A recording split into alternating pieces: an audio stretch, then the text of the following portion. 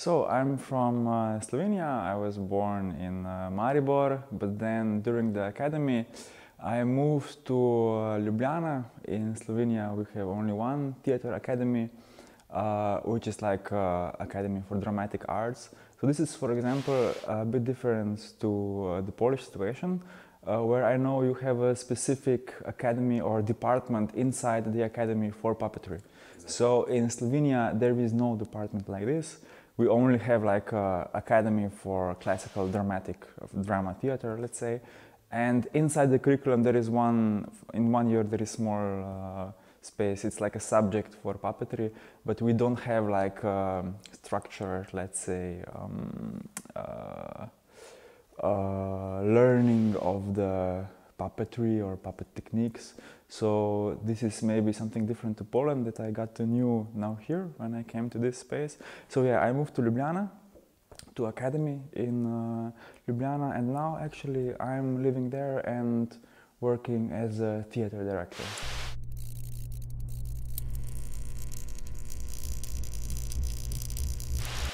Yeah, actually, the puppet theater chose me somehow. It somehow happened.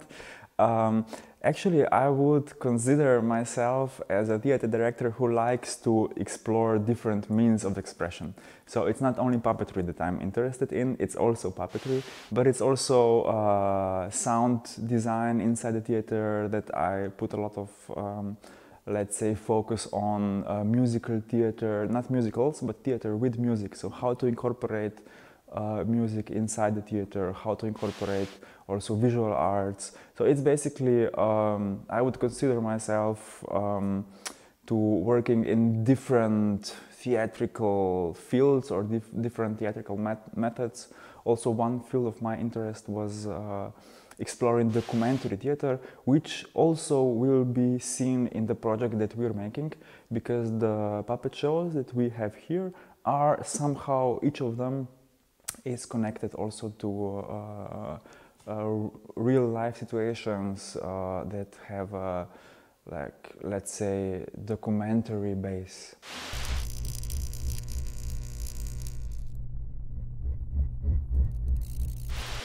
No, it's my first time to work here, but we were here many times with one of my previous shows. So actually I know the space. We were in Łódź, we were in Poznan, and in Białystok also. We came also here with a show that's called Somewhere Else, and this is now already, yeah, I think it will be something like 6 or 7 years ago, but it's the first time for me to be able to work in a Polish theater. I see.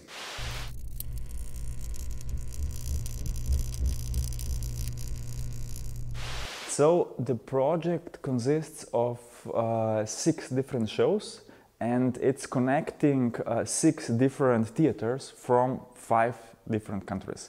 So it's basically an omnibus of shows. And the specificity of this project is that each of those 6 shows is somehow, let's say, self-sufficient. It has its own narrative, it has its own dramaturgical arc, its own characters, its own theme, let's say. But if they are watched together in a sequence, in whatever order, they together create a larger landscape, a larger omnibus. This means that, for example, characters from one show appear in another show. The events that happen in one show may directly or indirectly affect what's happening in the other show.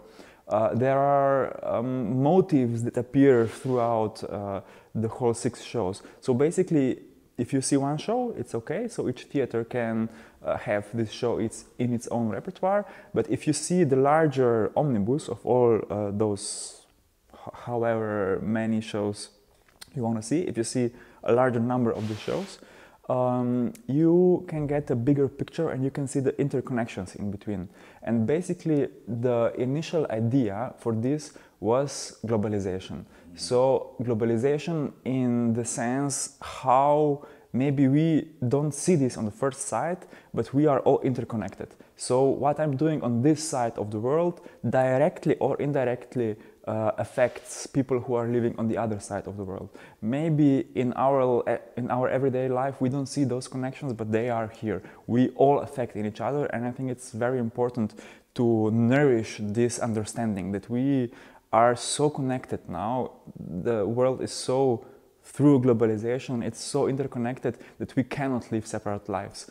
I have to take care of somebody who is living on the other side, not just because of the person living there, but also because it affects me and the whole, let's say, biosphere, ecology of the whole world. So basically, we are interconnected, and this is also kind of a main theme of our project, and transport is the perfect metaphor for this.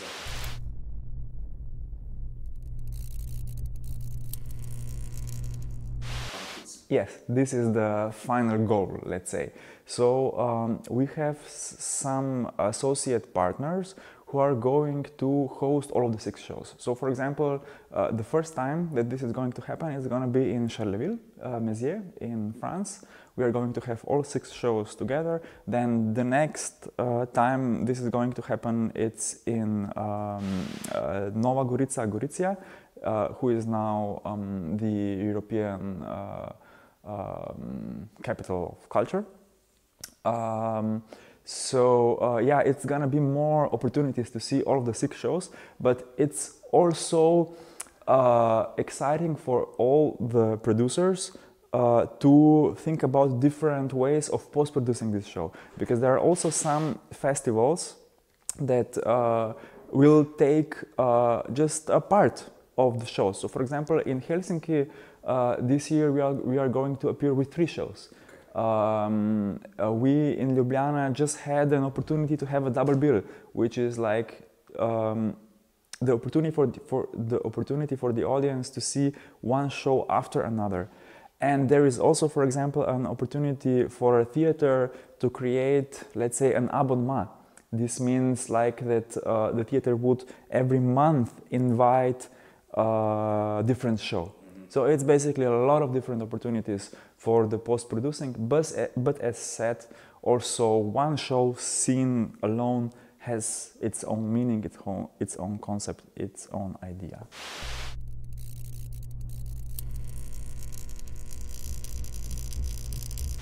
Yes, so each of the 6 shows from this omnibus happen in different locations. Polish show, which is entitled Connecting Flights, happens on an international airport. And the international airport is somehow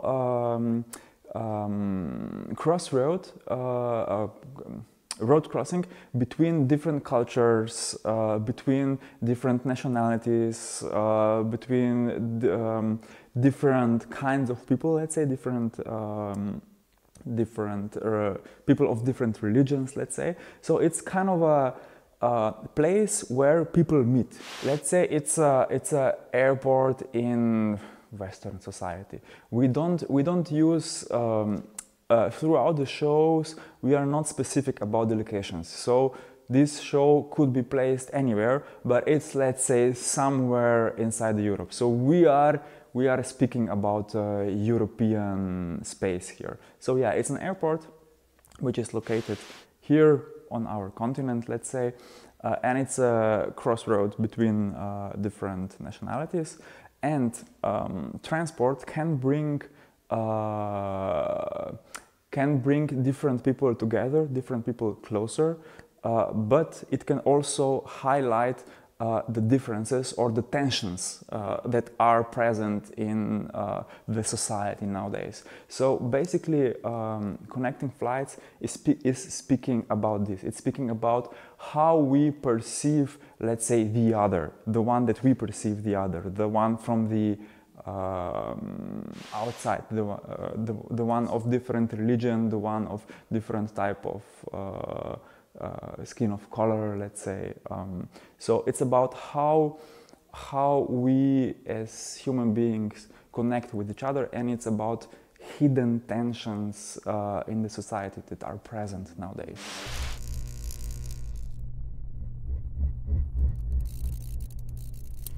Yeah, we set the line for the whole project, so for the whole 6 shows, 15 plus. This means it's actually teenagers and adults. This means that it's accessible to teenagers, it's meant also for the adults, it's complex enough, but it's also simple enough that younger audiences are going to be able to follow the story. But there is some more, let's say, demanding contents in all of the shows, so that's why we decided not to open the show for the youngest audience.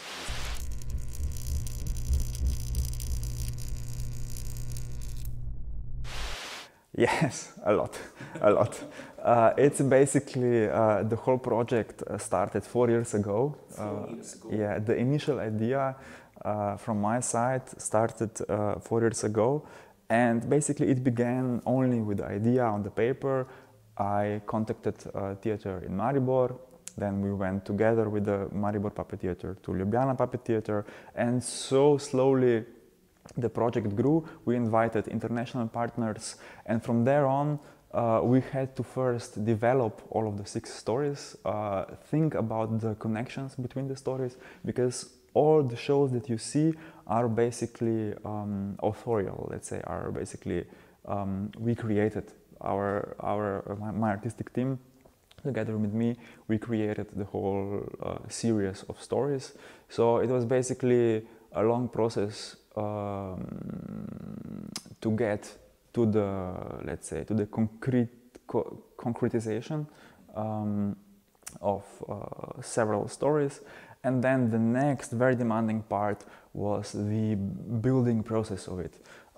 We use miniature figurines that are placed in miniature hyper-realistic surroundings on the stage.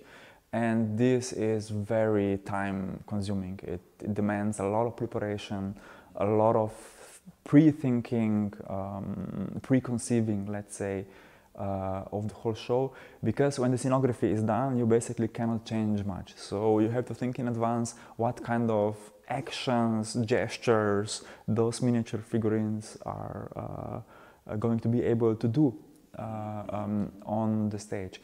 And because we use these little miniature figurines, we also had to think about the animation technique, because those little figurines cannot move, they are static. So for each action that we have to do on the stage, we need another figurine.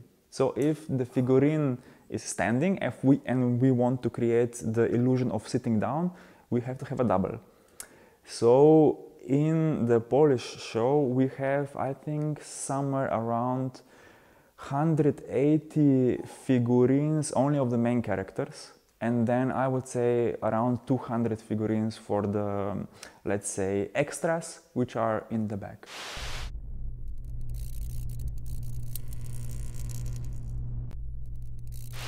The artistic team on this project is immensely important, and I can't stress how much work has been done, has been put into each of those shows, and it's really an amazing team from A to Z, let's say.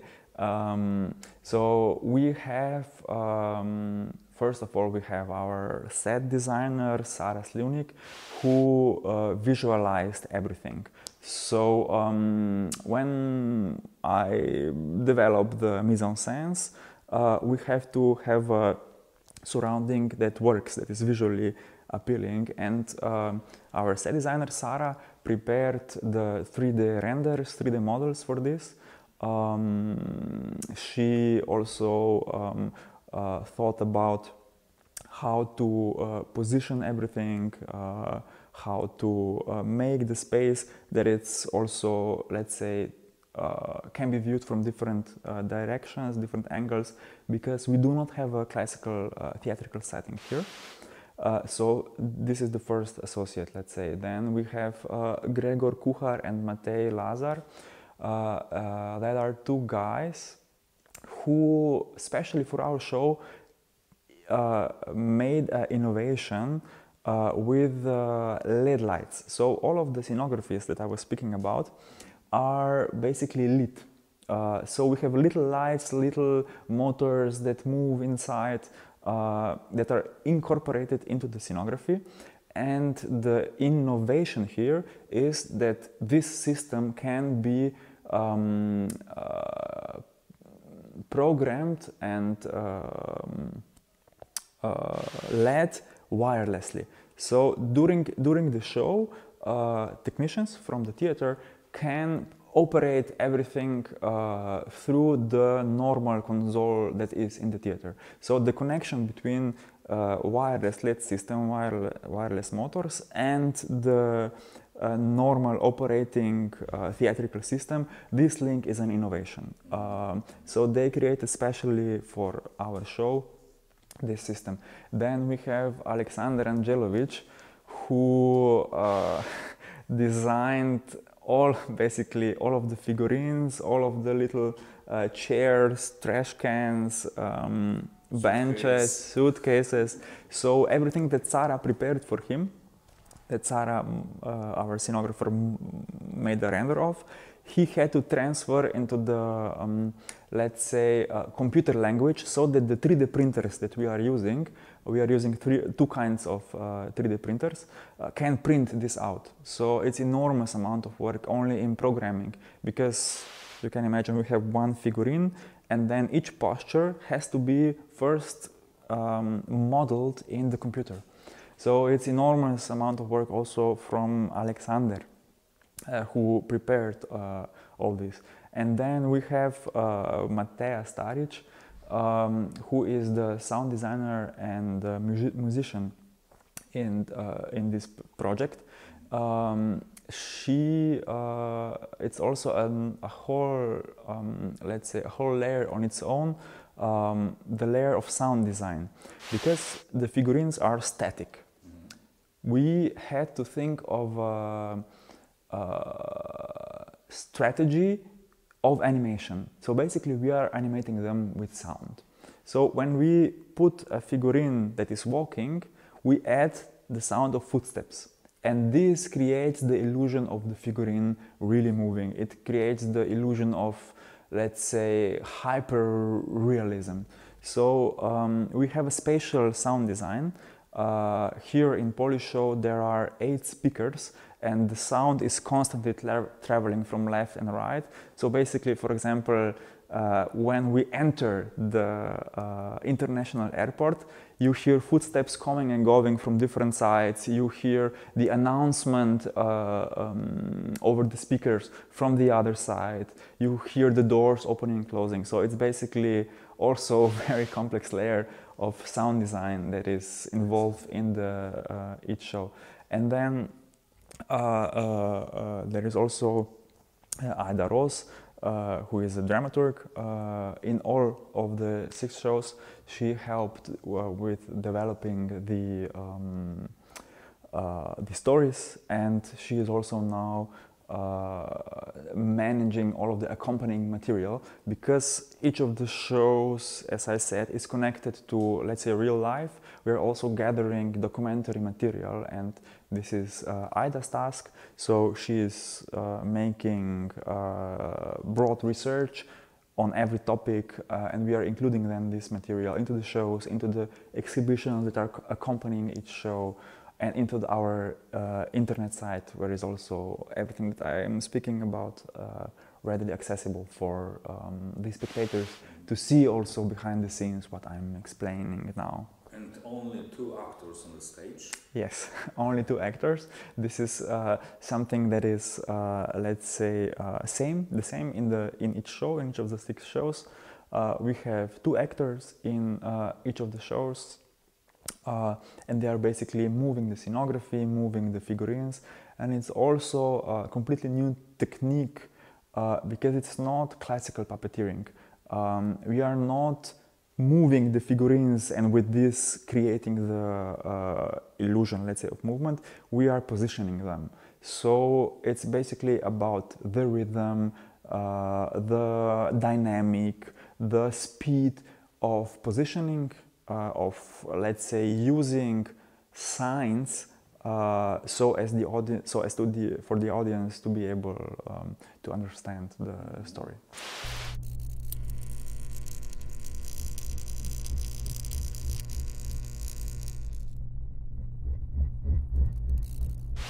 Tim, can you invite our guest to your show? Yes, of course. For everybody who would want to see, I think something special and something that is also from the side of the topic of the content, I think very relevant for today. You are very much welcomed to come to BTL to see the show.